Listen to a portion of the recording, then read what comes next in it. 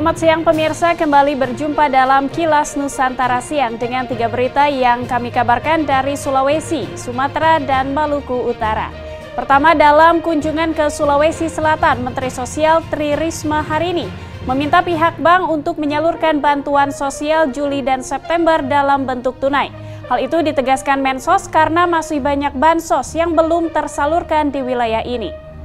Berikutnya kita ke Sumatera Barat. Pemerintah setempat optimistis dapat mencapai target produksi padi 1,5 juta ton pada tahun ini. Hingga pertengahan tahun saja tercatat angka produksi padi sebesar 810 ton. Sementara kabar baik juga datang dari timur Indonesia. Pulau Maitara di Kota Tidore, Kepulauan Maluku Utara ditetapkan sebagai Kampung Bahari Nusantara.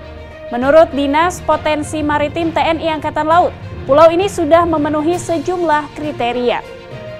Saksikan selengkapnya berikut ini.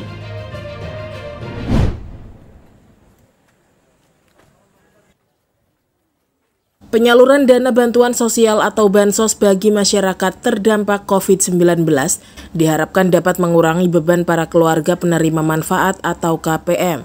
Hanya saja dana bansos tersebut masih banyak belum disalurkan di Sulawesi Selatan karena berbagai kendala di lapangan seperti jauh dari akses ATM dan penerima warga lansia. Mencermati kondisi tersebut, Menteri Sosial Tri Risma hari ini saat berkunjung ke lokasi rehabilitasi Pangurangi di Kabupaten Takalar, Sulsel, meminta pihak perbankan untuk menyalurkan bansos yang belum tersalurkan periode Juli dan September 2021 diberikan secara tunai. Minta untuk bantuan yang mestinya cair di bulan Juli dan September, itu kita minta seluruhnya cash untuk bank.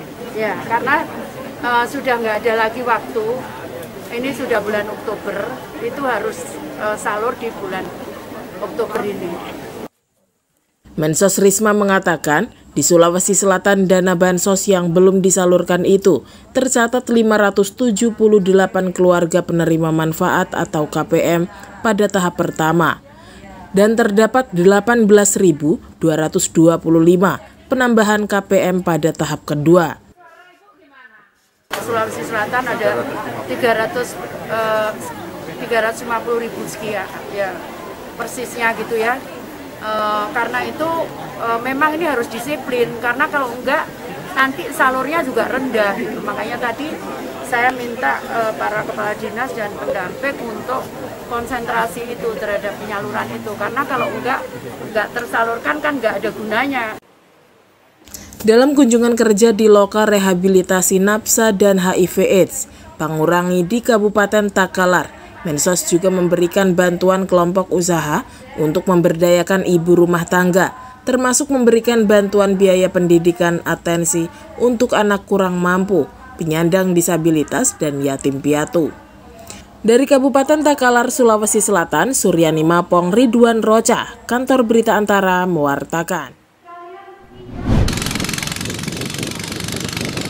Dinas Perkebunan, Tanaman Pangan, dan Hortikultura Sumatera Barat mencatat, produksi padi Sumbar hingga Juli 2021 berada di angka 810.000 ton. Menjelang penutupan tahun ini, sejumlah kabupaten kota di Sumbar hampir merata melakukan panen padi yang diperkirakan mencapai 690.000 ton.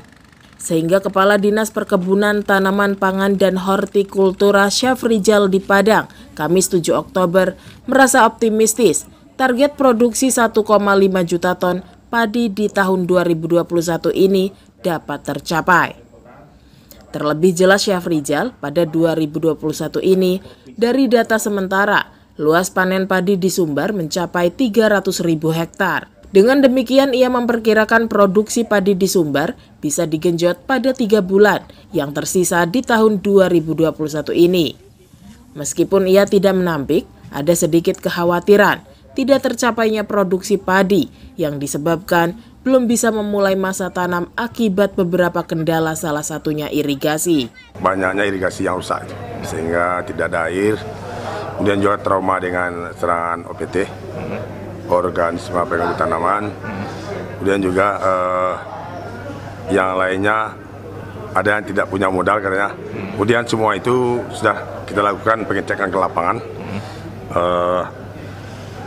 Irigasi yang rusak kita berusaha berkoordinasi dengan PSDA, seperti contohnya pesisir selatan ya, sekarang sudah diperbaiki sekitar 750 hektar. Selain berharap petani tetap semangat turun ke sawah, Chef Rizal juga meminta para penyuluh pertanian bergerak lebih intensif, menemui petani jika melihat ada lahan yang belum diolah. Terlebih saat ini, Sumbar telah memasuki musim penghujan. Dari Kota Padang, Sumatera Barat, Fandi Ogari, Kantor Berita Antara mewartakan.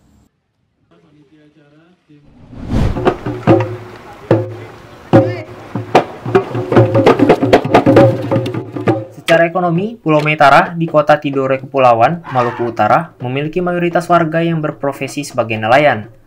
Secara potensi, pulau itu juga memiliki wisata bahari, seperti objek wisata pantai mangrove. Pulau Metara juga memiliki sarana pendidikan anak pintar dan fasilitas kesehatan yang memadai, selain ditunjang keamanan dan ketertiban masyarakatnya. Hal-hal itulah yang mendasari Kepala Dinas Potensi Maritim TNI Angkatan Laut, Brigadir Jenderal TNI Marinir Marcos, pada 7 Oktober meresmikan Pulau Metara sebagai Kampung Bahari Nusantara, yang diharapkan akan meningkatkan aktivitas ekonomi masyarakat setempat, di mana pada gilirannya akan meningkatkan taraf kehidupan dan kesejahteraan mereka. Di seluruh unsur kewilayahan Angkatan Laut diharapkan mempunyai satu kampung bahari, bahkan lebih kalau bisa. Di sana ada 5 klaster yang harus kita garap, kita tingkatkan, di antaranya kesehatan, kesejahteraan, pendidikan, pertahanan maupun pariwisatanya. Jadi ini sangat luar biasa penempatan ini. Mudah-mudahan penempatan kampung bahari di Pulau Metara ini memberikan sebuah motivasi baru, mendorong semangat masyarakat untuk depan.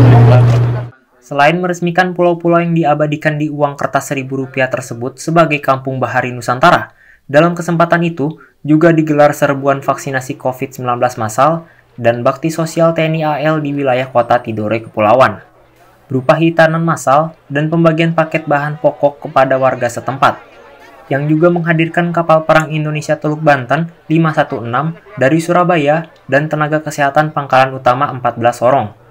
Dari Tidore, Maluku Utara, Harmoko, Kantor Berita Antara mewartakan.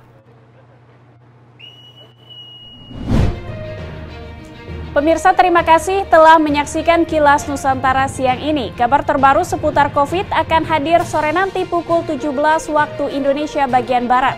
Selamat melanjutkan kembali aktivitas Anda. Sampai jumpa.